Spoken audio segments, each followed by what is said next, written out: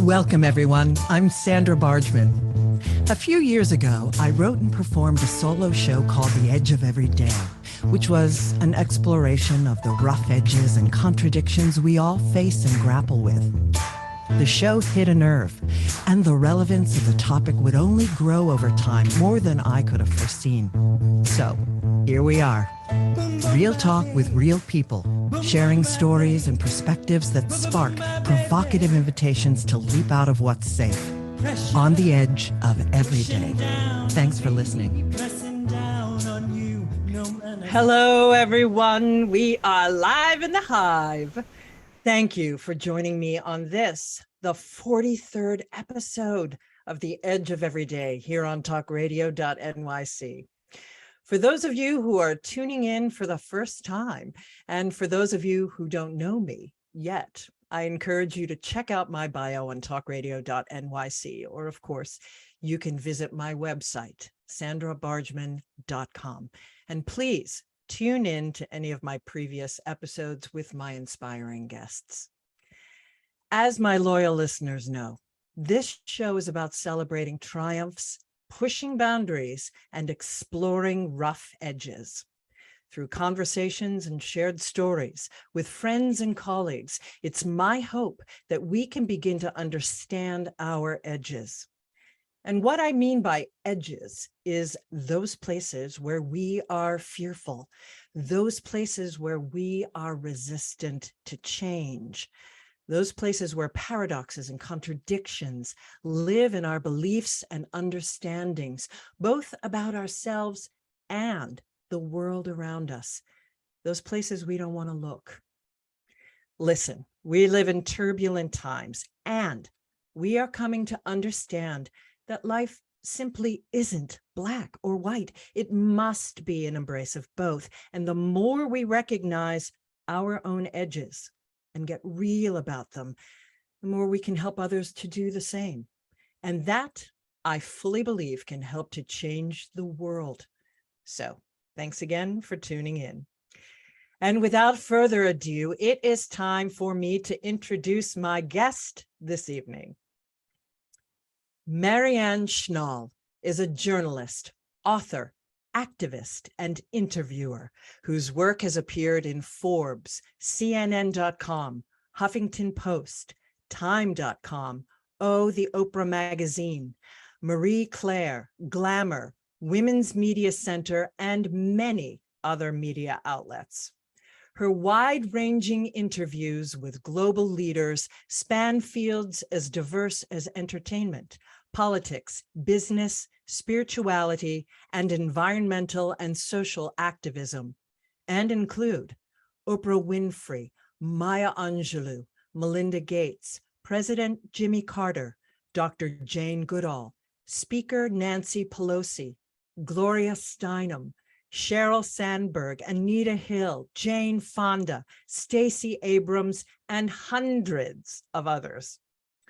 Marianne is the founder of What Will It Take Movements, whatwillitTake.com, a media collaboration, learning, and social engagement platform. And she is also the founder of Feminist.com, a leading women's website and nonprofit organization that fosters awareness, education, and activism for people across the world. She serves as senior media and communications consultant to the Global Center for Gender Equality. Marianne is the author of What Will It Take to Make a Woman President? Conversations about Women, Leadership, and Power, which features interviews with politicians, public officials, thought leaders, writers, artists, and activists. Her latest books, published by Simon & Schuster, include Leading the Way, Inspiring Words for Women on How to Live and Lead with Courage, Confidence, and Authenticity, and Dare to Be You, Inspirational Advice for Girls on Finding Your Voice, Leading Fearlessly, and Making a Difference. She is the host of the podcast Shift Makers that highlights exclusive insights of luminaries and movement makers as they share wisdom on how to be an authentic change maker today. Marianne graduated from Cornell University with a BA in English, and she is also the graduate of the Women's Media Center's Progressive Women's Voices Media and Leadership Training Program. For more information, you can find her at marianneschnall.com. Hello and welcome, Marianne. It is wonderful to be here. It's wonderful to have you. You know, and just to let all my listeners in, that's not her full CV. I mean, it's just incredible the work that she does. And I like a good long CV because unfortunately, within an hour, we can't possibly touch on all of the extraordinary work that you do, that my guests do. So I like to include a lot of that. So thank you. Thank you again for being a guest on The Edge of Every Day. Thank you for having me and for that wonderful introduction. A complete and utter pleasure. So I like to start my shows with how I know my guests. And Marianne and I met in the most unlikely of ways. So I had a very well-known photographer, headshot photographer, that lived by me in the Catskills, by my home in the Catskills, which is where I'm tuning in from today. And I get a panic phone call from him that he's got an upcoming session and his makeup artist from New York City can't come and work with him, can't come up from the city. And can I do makeup? And I said, yes, I actually can do makeup as a professional theater person who's taken that kind of training in college, etc. Yeah, I'm that level. I can do that.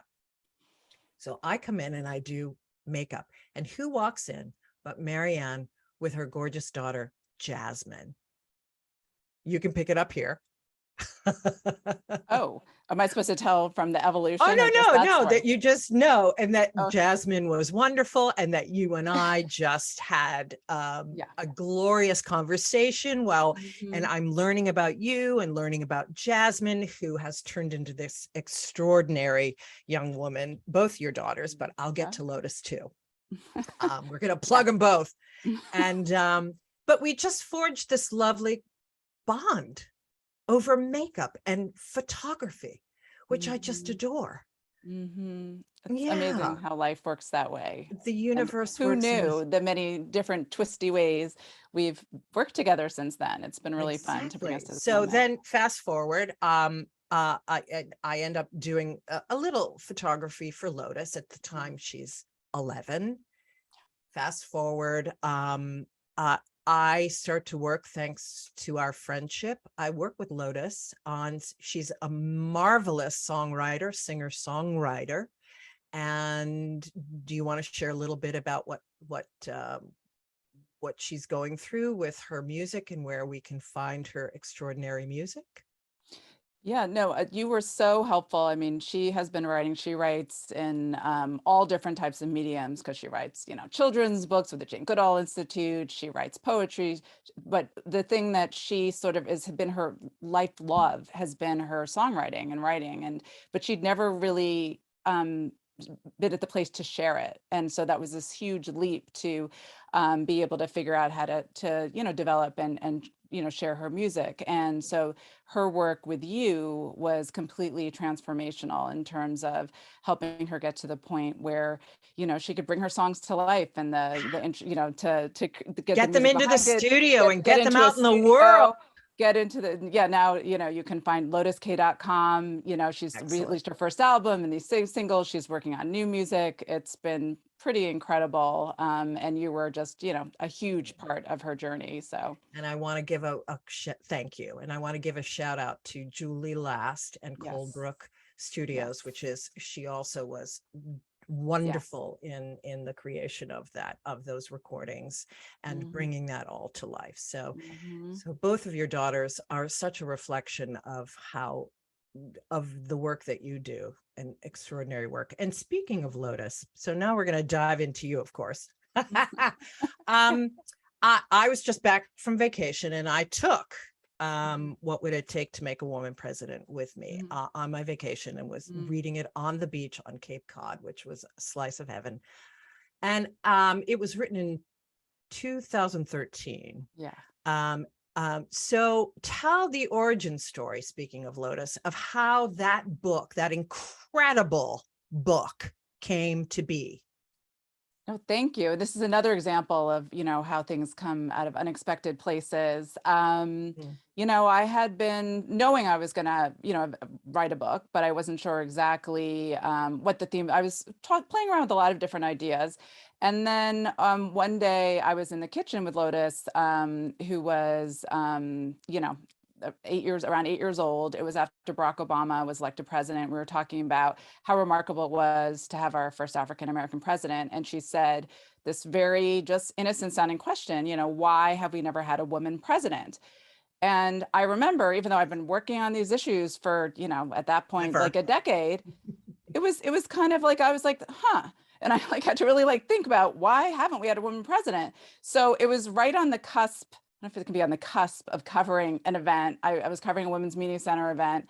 And I knew there were going to be all these people there. I thought it would be an interesting question to ask while I was there. So I asked everybody from Gloria Steinem and can't remember else, it's Sheryl Sandberg and all kinds. I came back, Kirsten Joe, all sorts of different people. Why haven't we had a woman president? What will it take to make a woman president?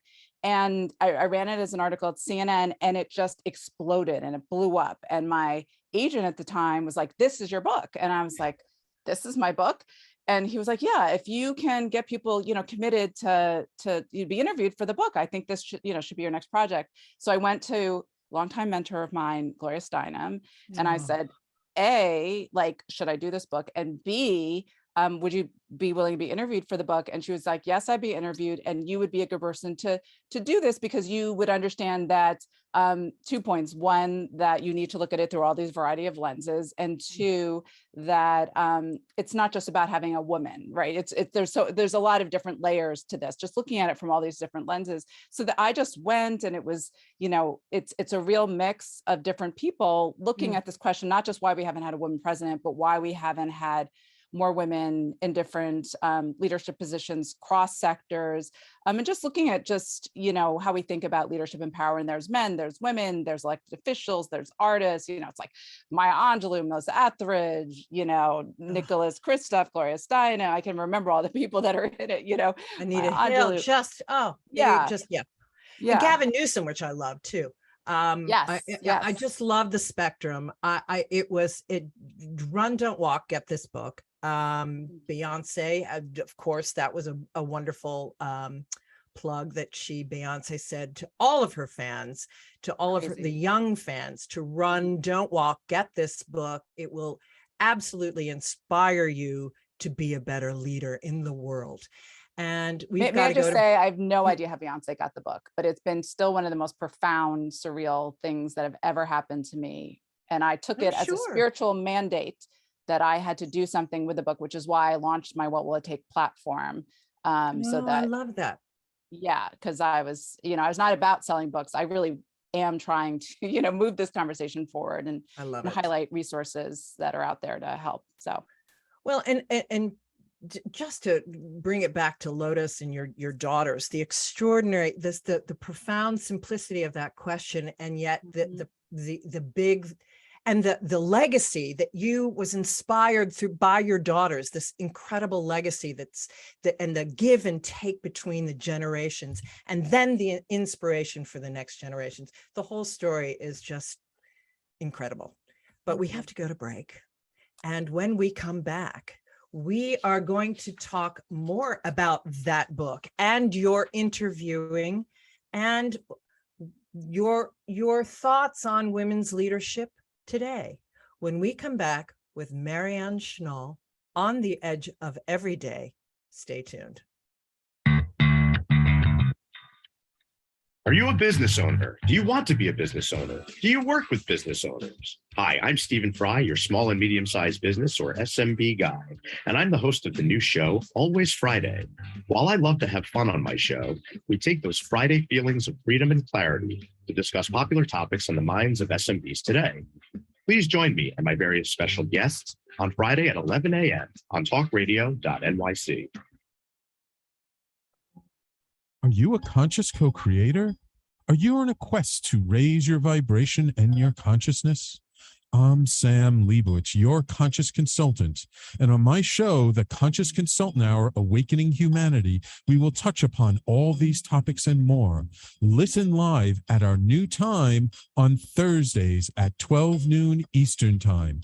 That's The Conscious Consultant Hour, Awakening Humanity, Thursdays, 12 noon on TalkRadio.NYC.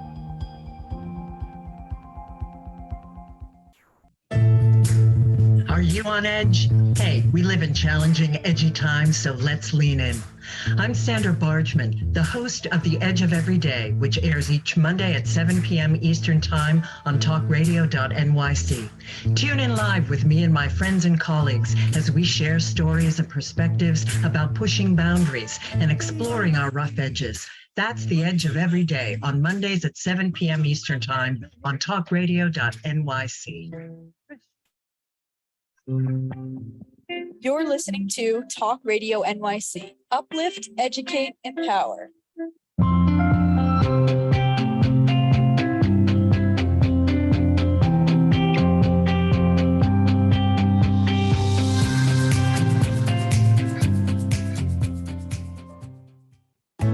Chipping around, kick my brain to the ground. These are the days it never rained, but it pours on the edge of every day.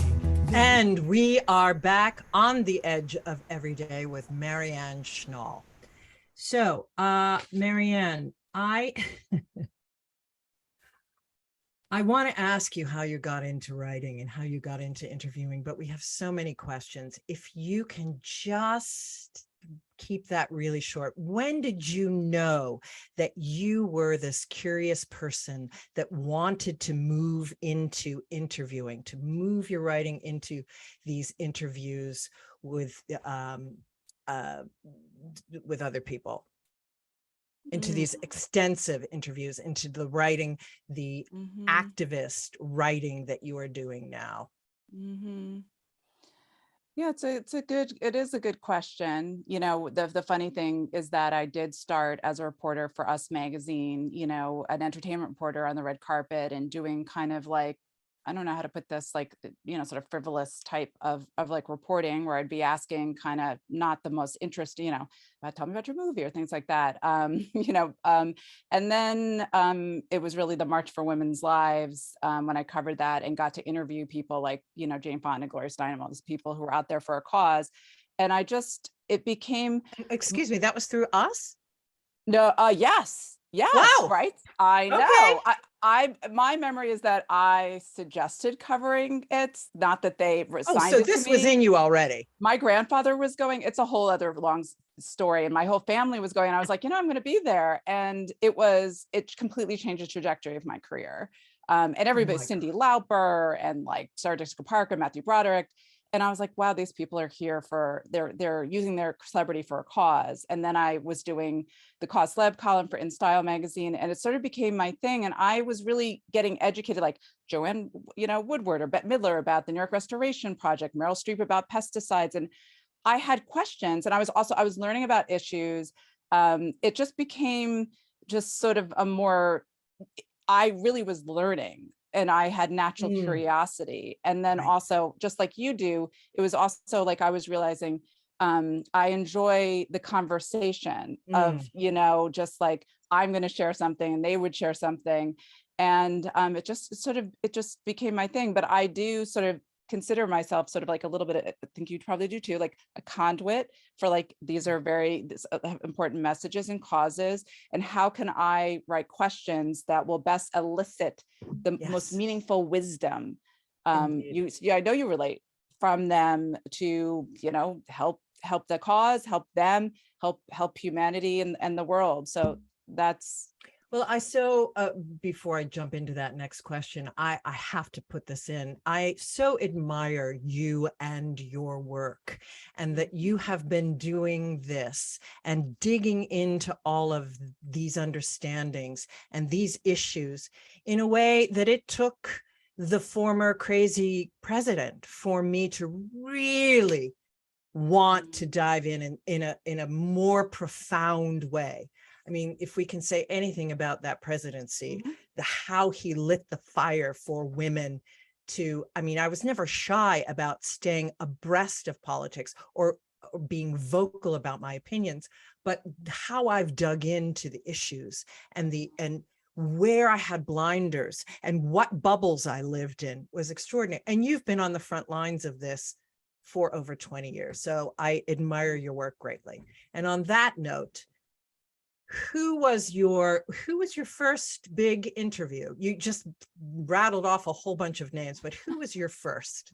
Oh my God. Can you remember? I mean, there've been so many, because again, and then I almost like the people I did first, I don't sort of count that, because obviously I interviewed some cool people for that, but it was the, like the deep interviews. Right. Probably, I feel like one of the very first really big ones was probably Gloria Steinem, honestly, And that who I've changed you now dramatically.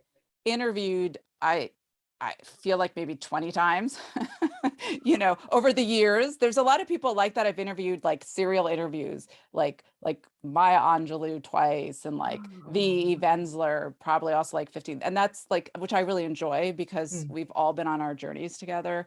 And become friends. Yeah, Oprah twice, it has a little bit of a familiarity, like how you and I have a familiarity, which is nice. And you can kind of pick up where you left off, and you've both grown. Yes. So it's so hard to say. I've interviewed so many. Right. Well, speaking of grown, Yeah. what have you learned from all of these iconic change makers? What that you've interviewed, what are your favorite nuggets of wisdom that you've gleaned? And that's a huge question, I realize, but go for it. And I literally actually you're right. I have learned so much. So I can't possibly list them all, because I actually feel like so much of who I am as a person has come. And don't even ask my daughters. I'm constantly around being like, as Jane Fonda said, you don't have to be perfect. You just have to be whole. Or, Maya Angelou will say. So I'm constantly going off with, little, Arianna Huffington says that's just your obnoxious roommate in your head. I'm constantly quoting like little things. But what was the question? Oh, so, well, I really do feel that one of the things that has been most meaningful that I've learned has been that, we're taught in life to almost just, shudder to think about all the things that you're going to, go through, that the thing you have to avoid all of these, crises or things that might happen in your life, but it's the obstacles and it's the difficult times that, in my experience, having interviewed some incredible change makers, are those very things where you learn the most about yourself. That is something that Maya Angelou said to me, that, every time you get down, getting back up, it shows you who you are. But that also this concept of, which is something I got from V, formerly Eve Ensler, who's founder of V-Day, the concept of turning pain into power. I just, in fact, tomorrow, a piece that I wrote, hopefully tomorrow, the day after, with Congresswoman Cori Bush, if you know who she is, she has an amazing memoir out. And these are people who have been through traumas, and what they've learned from it, and then they've used it to make them stronger. But also, she's now out there, she is the first Black woman to represent Missouri in Congress, but she's now taking her lived experience and it's informing her policy. Or the people that I speak to, like, just all the different ways that you can sort of use your experience in order to help others, but to also just, develop kind of your courage and your strength and your sense of who you are. So I think that's a really big one. I think the other thing that really I took away, because, you're taught that we should all sort of strive for fame and fortune, that's and then I speak to these celebrities And some of them, the one that always sticks with me is Natalie Portman, who at the time I spoke to her for Entertainment Weekly, she's Goodwill Ambassador for Finca International that works to help, women in developing countries, to develop their economic, sustainability. And she was talking, when I said, how's it feel to help these women? And she said, oh, well, it's not as much for them as it is for me. And what I find is that a lot of these celebrities, the Jane Fondas, Natalie Portmans, not all celebrities, let me clarify, but a lot of them find they get there, they have all this money, they're famous, and that the only thing that really gives them meaning and connection and community is doing work that then goes on to somehow, help a cause or help others. So I feel like, maybe we can all skip trying to get famous and rich and realize that like it's right in front of us. The service that kind mentality. of meaning. Yeah, absolutely. The service mentality that ushers us, why be on the planet really at the end of the day if we're not uplifting other people and trying to make life for all of humanity better. Yep.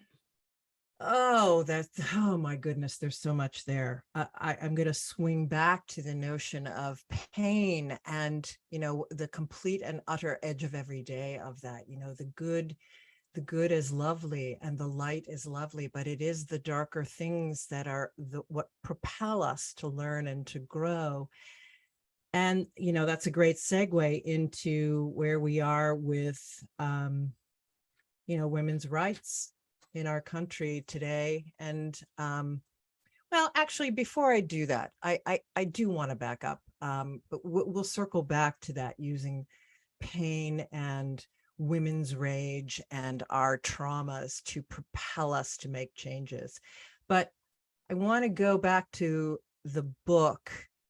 Again, it was published in 2013, and reading it on the beach, I was overwhelmed by the hope that was palpable in everyone's interview. It was unbelievable. And then, so it's 3 years before the 2016, the big election with Hillary, and what transpired. And so then another election in 2020 has transpired. And of course, the Me Too movement and such. So what are your thoughts on your book? What are your thoughts on the book since everything that has transpired? What are your thoughts about circling back to the book, about what's transpired since then in terms of the inspiration that was in that book? Well, I mean, certainly it was hugely, I don't know what to say. I mean, obviously, I think we thought maybe we would have a woman president. My book would be dated. Totally. It was in that book. It was totally in that book. What happened. Yeah. However, we did get to see, and she won the popular vote. She totally did. So little girls all over the world and boys too. This is, got to see a woman almost get there, and we have made strides since then. It's slow. So I'm like an optimistic, hopeful person. I do think, and we also have our, first female and woman of color vice president, Kamala Harris. So I just am celebrating all the wins and the milestones that we are. I just talked about, Cori Bush, who's, we're still, we're in for the long game. Let's put it that way. We are totally and those, we still need to look at the obstacles identified in my book. Most definitely. Yeah. And when we come, we've got to go to break. When we come back, we will talk about that women's rage and using that fire and moving us forward, and women's power, and your take on where we think women's leadership is today and where it needs to go. And then, of course, we're going to jump into your podcast, your incredible podcast, when we come back with Marianne Schnall on the edge of everyday. Stay tuned. Are you passionate about the conversation around racism? Hi, I'm Reverend Dr. TLC, host of the Dismantle Racism Show, which airs every Thursday at 11 a.m. Eastern on TalkRadio.NYC. Join me and my amazing guests as we discuss ways to uncover, dismantle, and eradicate racism. That's Thursdays at 11 o'clock a.m. on TalkRadio.NYC. Are you a small business trying to navigate the COVID-19 related employment laws? Hello, I'm Eric Sauver, employment law, business law attorney, and host of the new radio show, Employment Law Today. On my show, we'll have guests to discuss the common employment law challenges business owners are facing during these trying times. Tune in on Tuesday evenings from 5 p.m. to 6 p.m. Eastern Time on TalkRadio.NYC.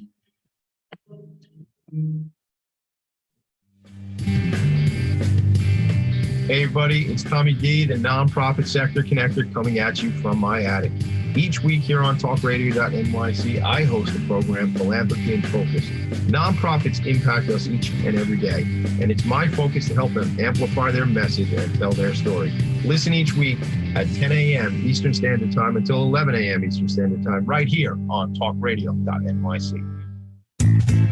You're listening to Talk Radio NYC at www.talkradio.nyc. Now broadcasting 24 hours a day.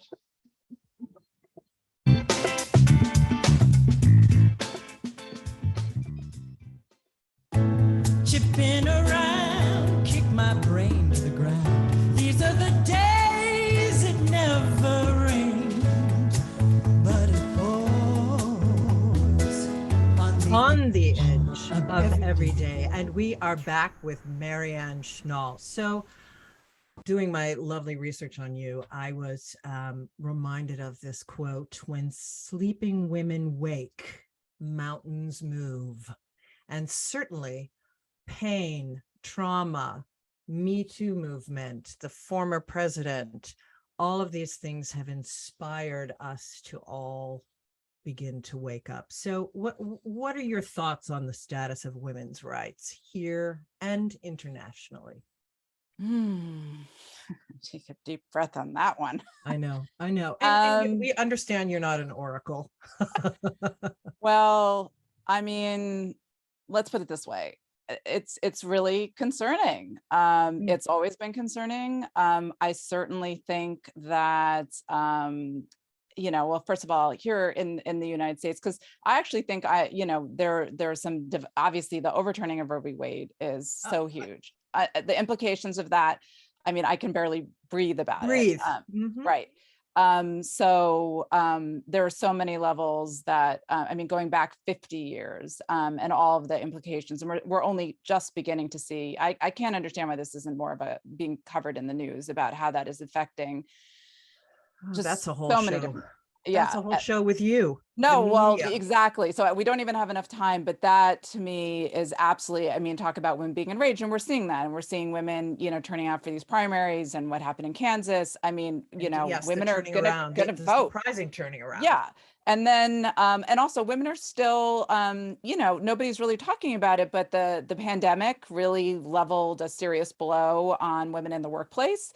Women had to, a lot of women left the workforce. We're already, the numbers and then equity was so glaring. And by the way, everything I'm talking about when we talk about women, I just want to really underscore, are always worse exacerbated for women of color. So no matter what we're talking about, it's always really important to keep that in mind. So they're just, violence against women, there are so many serious problems that women face. And then when you look internationally, you're seeing the same thing happen exactly in Iran. The only thing I'll say is that when you see women taking to the streets, and actually standing up in defiance, with men too. And men too. Oh, absolutely. Yeah.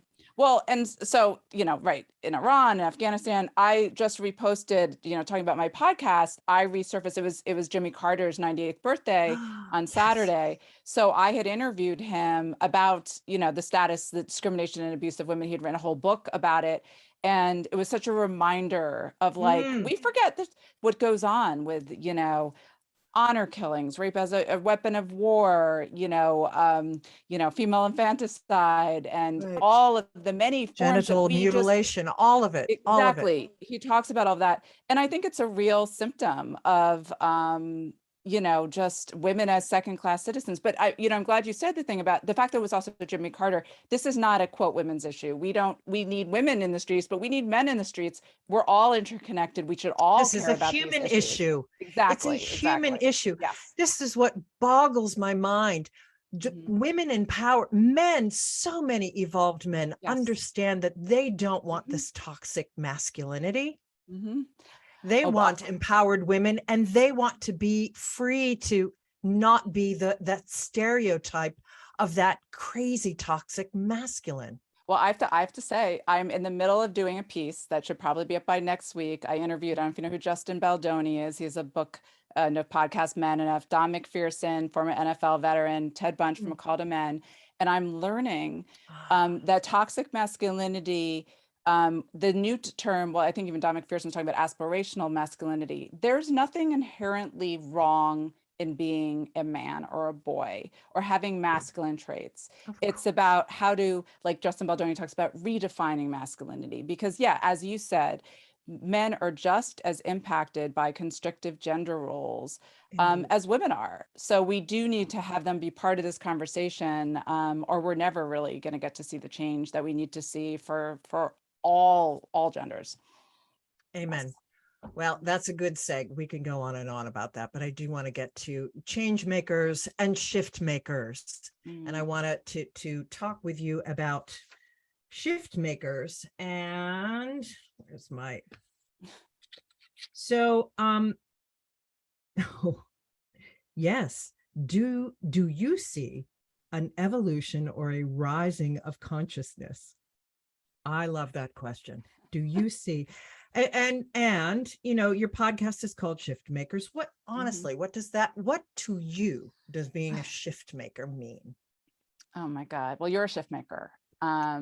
So a shift maker to me is somebody who is helping to usher in new paradigm shifts in the world that are absolutely, necessary to, I mean, all I can say is I don't think it's ever been more clear with all of the signs from Mother Nature. We're living through pandemics and climate change. And then there's like school shootings and wars and all the inequities that we see that how do you say this nicely? The human race is a little dysfunctional at the moment. Yes. Maybe I'm saying it nicely. Maybe we might want to try some new paradigms. Yes, some of those indeed. new paradigms might be realizing our interdependence with each other in the earth. You started our your common show with this. unity, Common unity, our Yes. world community. World community, exactly. And that means of all beings. Humans aren't the all-knowing, like we're at the top. No, there is a natural divine, like look at, can we prevent the hurricane? No. Could we prevent the pandemic? There's an intelligence that we need to work with, and we need to work with each other. I remember asking, maybe it was Jane Goodall, like, do you think we forget that we're on a planet spinning in space? Like we literally are, this is our home, and we are family on this home with all living beings. And so that's why anybody who, Jane Goodall represents a shift, interdependence with, the earth and the animals, or, somebody like President Carter, or, even Kimberly Crenshaw talking about, intersectionality, or, all of these people that represent sort of shifts in our thinking. About the structures on the planet that need to break down. Exactly. Oh my. And again, that's another program. But it's all hopeful. So shift makers, what I'm trying to do is say, the more people who don't say, oh my God, it's like Armageddon, the end of the world. Right. And the more people are like, oh, there's a shift happening. We're evolving our consciousness. That has power and that can grow. And I really, truly believe that can save the future of the planet. It's the edge of every day. The willingness to be real about the things that are working and the things that aren't working. The darker aspects, the shadow aspects, and I talk about racism as being a collective shadow, and misogyny as a collective shadow. The willingness for everyone to get on board and to talk about it, and we're seeing the structures, the paradigms, your word, are cracking and are shifting and are changing. So what is your advice? I always talk about the biggest fear, one of the biggest fears of the biggest edges is the fear of change. And what would be your advice to how do you deal with your fear of change? What advice would you give to other people about being more embracing of change in today's world? I mean, to me, I don't think there's just like what we're talking about. I think everybody can see change is needed. And, that's, I mean, to me, that's kind of the meaning of life of like, Yeah, is of sort of us course. evolving individually and collectively. So I would think that we all sort of want the same things, I feel, Totally. Well, Um, but I think so. Oh, go ahead. Oh, yeah. So, by the way, one of the things I was going to say, because I always wear it like this, I had asked Gloria Steinem if there was a phrase to put on a bracelet, which it benefits my organization, feminist.com. And she came up with the phrase, which means a lot to her. We are linked, not ranked. We are linked, not ranked. And to me, that has always been such an important, framework for sort of having this conversation of just, talking about paradigm shifts. But to me, it feels good to feel that way, because there's so much I mean, I don't think anybody wants it to keep going the way that it's going. Like, I feel like we all would welcome change. So I guess, just going with the flow. And it seems like we know that we need to break through into something. I think change will feel much better than with the stress that we're living under now. It's connected. I see it connected to the consciousness, the raising of the consciousness, of course, that you're promoting, of course, in your show and Shift Makers. And hopefully I'm promoting in this, that, and it gets back to a sense of internal work, of getting real with that the only constant in life is change. And I don't know, I see some people as being very wired to be more accepting and more curious and actually interested in change, and some people being more wired to be more incredibly fearful of change and wanting to hang on to these old paradigms and these old structures. So I find that to be a real conundrum. Well, we can't in when I control deal with everybody. people. Yeah. I mean, I think it's that, like, I've started to learn on focusing on the people, like, let's boost our signal. There's some people that aren't going to change, but also like just going to get it. Having compassion for those people that they're fearful, and whatever programming, or like also just realizing like there's something to it. It's not sometimes in their control. Sometimes it is, but also like, I think not wasting energy on trying to change people that for whatever reason aren't going to change. Let's all boost our, signal. Uplift our signal, indeed. And, as an interfaith minister, I always say, we're bridge builders, and I should be wanting to have these conversations with people that QAnon people. But no, I said, those kinds of conversations, I can't. No, we have to be dealing with the same facts. And I think modeling comfort with change is a more powerful stance for me to take. And certainly that's what the stance that you have in your life and in your podcast, and all of your guests, all of the interviews that I've listened to, all talk about the embrace of change and the inevitability of change. And that also means, in like my interview with Oprah, which I interviewed her about her documentary Belief, about the commonalities across all religions. But, the reminder of like what you were saying, it does start with like your internal world, and just, you have to start there, and find time for that too. Because I think there's so many inputs that are overwhelming. And I think, it's that the be the change thing is also just realizing you first have to take care of your own, spaceship. I like that. Spaceship. I totally like that. I'm stealing that. Well, that's a great place for us to take a break. And when we come back, I'm going to ask you, how do you stay balanced and how do you stay hopeful? And when we come back with Marianne Schnall on the edge of every day, we'll get to that, and we'll get to her leading edge when we come back. Stay tuned. Hey, everybody, it's Tommy D, the nonprofit sector connector, coming at you from my attic. Each week here on TalkRadio.NYC, I host a program, Philanthropy in Focus. Nonprofits impact us each and every day, and it's my focus to help them amplify their message and tell their story. Listen each week at 10 a.m. Eastern Standard Time until 11 a.m. Eastern Standard Time, right here on TalkRadio.NYC. In a post-COVID world, you may have many unanswered questions regarding your health. Are you looking to live a healthier lifestyle? Do you have a desire to learn more about mental health and enhance your quality of life? Or do you just want to participate in self-understanding and awareness? I'm Frank R. Harrison, host of Frank About Health, and each Thursday, I will tackle these questions and work to enlighten you. Tune in every Thursday at 5 p.m. on TalkRadio.NYC, and I will be frank about health to advocate for all of us.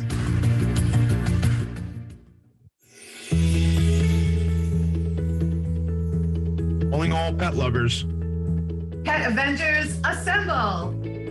On the Professionals and Animal Lovers show, we believe the bond between animal lovers is incredibly strong. It mirrors that bond between pets and their owners.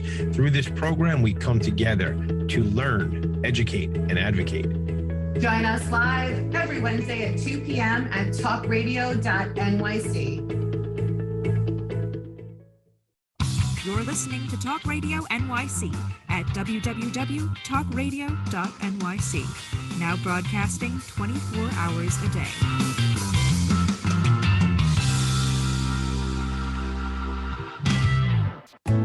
Chipping around, kick my brain to the ground. These are the days it never rained, but it pours on the edge of every day. And we are back with Marianne Schnall.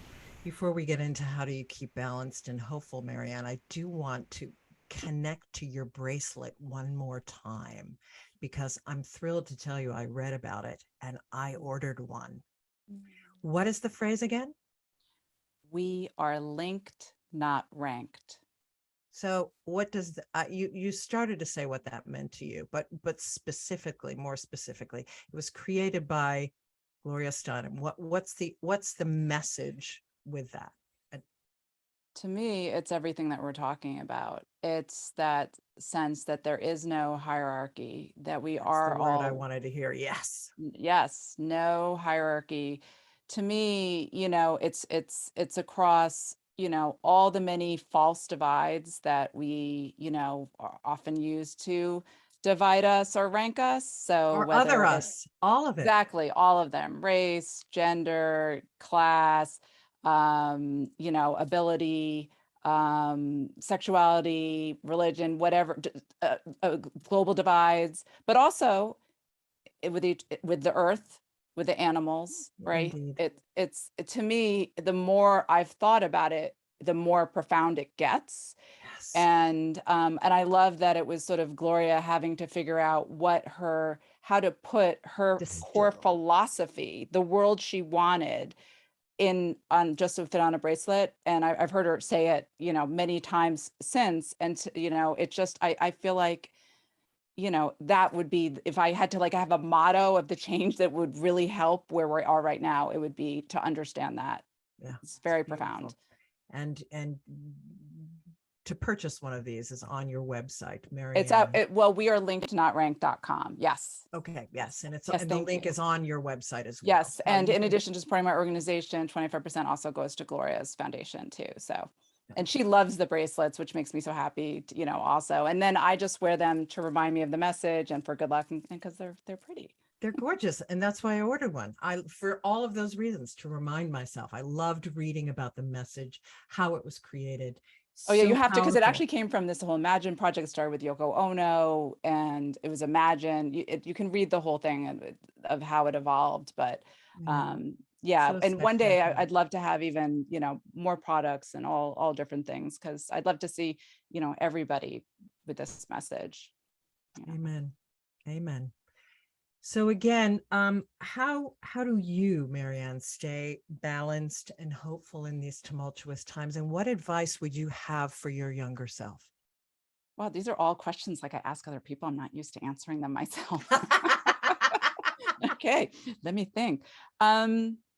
Well, it's a constant practice. It's, it's not something you can perfect, and I'm better some days than others. I see you as we perfect. said, like today, when the tree, fell in the backyard, knocked down the whole Yes. swing set, and the phones weren't working. One of the things is like going with the flow a little bit. Just like, and also just like we were talking about having gratitude.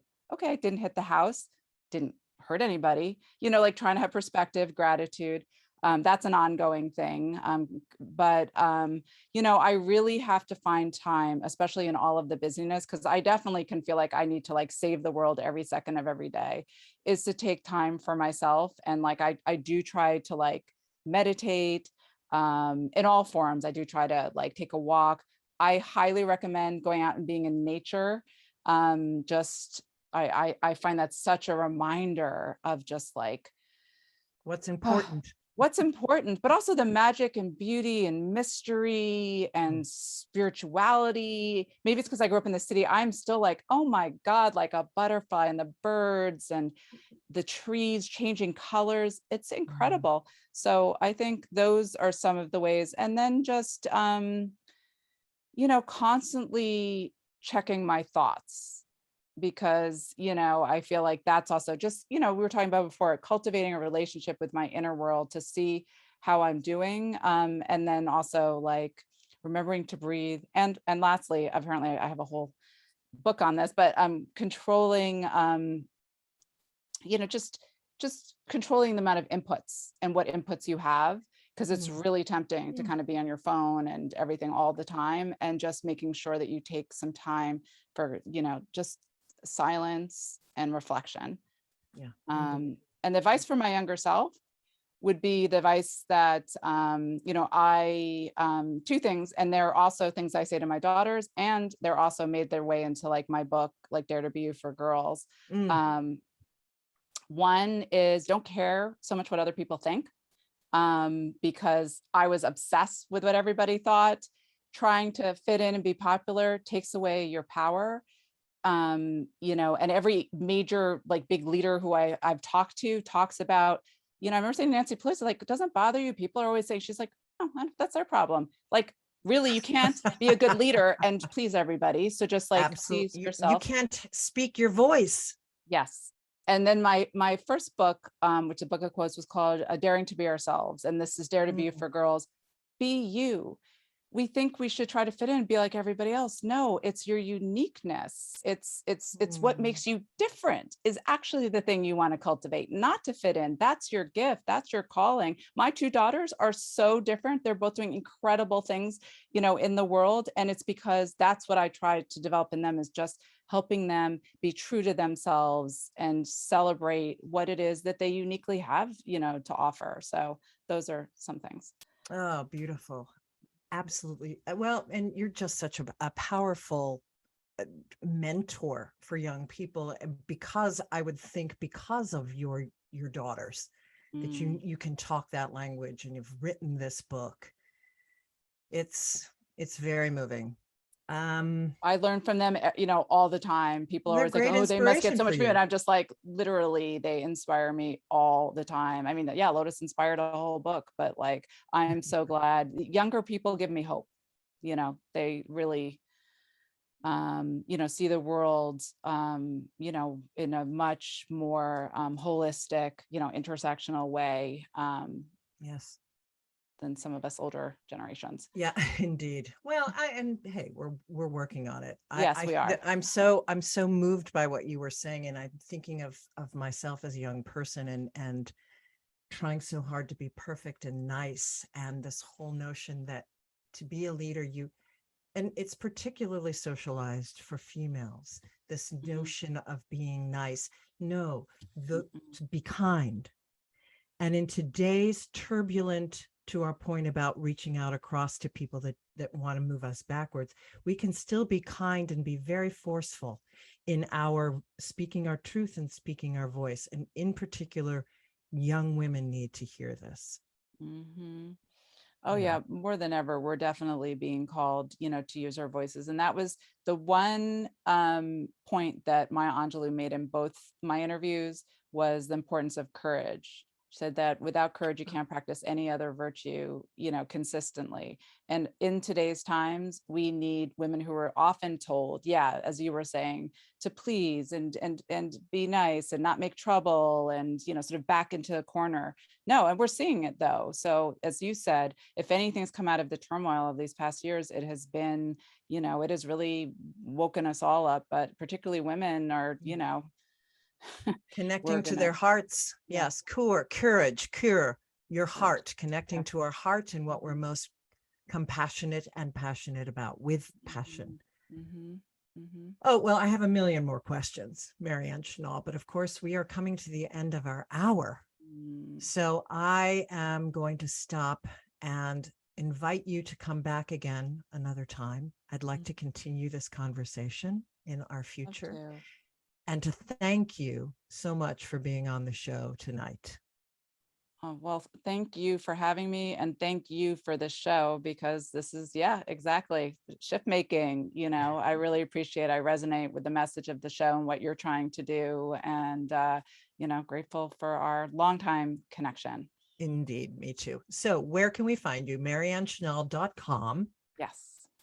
And so is that's the best spot, or? Well, yes. All things lead to MarianneSchnall.com. All my articles and books are there. Shift Makers is my podcast, my platform, whatwillitTake.com, feminist.com, which will be going through a whole, what should I call it, like reimagining soon.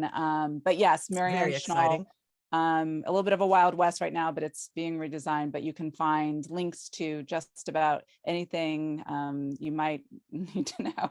Right. And you're also on Facebook and LinkedIn and Twitter and all of those places. You are ubiquitous. You are everywhere. You have to be. Not saying I.